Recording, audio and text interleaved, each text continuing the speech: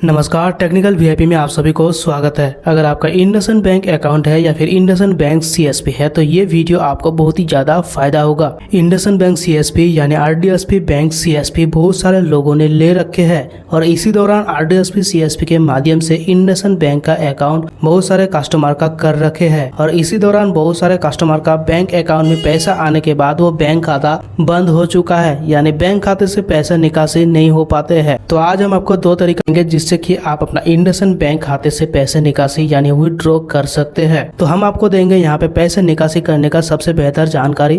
Video में अंत तक बने रहिए एंड चैनल पे नए हैं तो सब्सक्राइब एंड बेल आइकन को प्रेस जरूर करें, वीडियो को लाइक जरूर करें। जैसे कि आप जानते हैं आरडीएसपी सीएसपी के माध्यम से इंडसइंड बैंक का खाता खोलने के लिए हमें कोई भी चार्जेस यानी पैसा नहीं लगते हैं और दूसरी तरफ देखा जाए तो यहाँ पे हमें एटीएम कार्ड, डेबिट कार्ड या फिर पासबुक कुछ भी नहीं मिलते हैं। लेकिन बहुत सारे लोगों ने फ्री के चक्कर में इंडसइंड बैंक के खाता खोल रखे थे और उसी बैंक खाते के माध्यम से बहुत ही ज्यादा ट्रांजैक्शन करते थे। इसी दौरान आरडीएसपी सीएसपी यानी भारत मनी स्टोर को जो भी बैंक खाते के ऊपर शक हुआ, डाउट हुआ, वो सारे बैंक खाते को बंद कर दिया यानी होल्ड कर दिया। आप अपने बैंक खाते से पैसे निकासी नहीं कर पाएंगे, चाहे आप सीएसपी के माध्यम से, आधार के माध्यम से या फिर किसी भी तरीके से आप पैसे निकासी नहीं कर पाएंगे।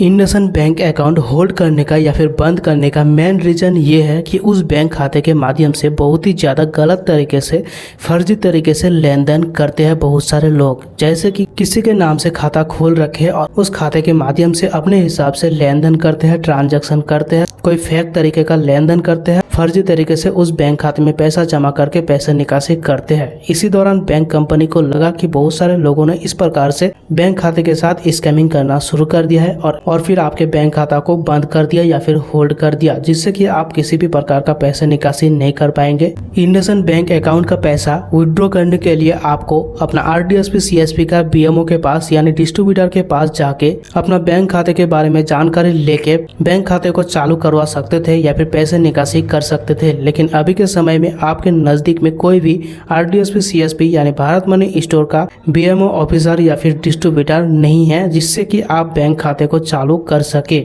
लेकिन दोस्तों दूसरी तरफ आपके नजदीक में शहरी क्षेत्र में भारत मनी स्टोर का ब्रांच बन चुका है जिसके माध्यम से आप बहुत ही आसानी में अपने बैंक खाते को सही करवा सकते हैं और पैसे निकासी कर सकते हैं तुरंत ही। अगर आपका बैंक खाता होल्ड हो चुका है या फिर बैंक खाते से पैसा विड्रॉ नहीं होता है तो आपको अपना दस्तावेज जैसे कि आधार कार्ड, पैन कार्ड या फिर वोटर फोटो जो भी है आपको लेके जाना होगा अपने नजदीकी आरडीएसपी सीएसपी यानी भारत मनी स्टोर ब्रांच में और वहाँ पे आपको अपना समस्या बताना होगा। आपके बैंक खाते से पैसे निकासी नहीं होता है, विड्रॉ नहीं होता है और आपको पूछा जाएगा कि आपने कहां पर बैंक खाते खोले थे, बैंक खाता ओपनिंग किए थे। तो दोस्तों उस समय पे आपको बताना होगा नजदीकी एरिया यानी कि आपको अपना लोकल एड्रेस बताना होगा जिससे कि ब्रांच मैनेजर को लगे कि हमारे ही ब्रांच से अकाउंट खोले हैं या हमारे ब्रांच के डिस्ट्रीब्यूटर या बीएमओ के माध्यम से खाता खुलवाए थे।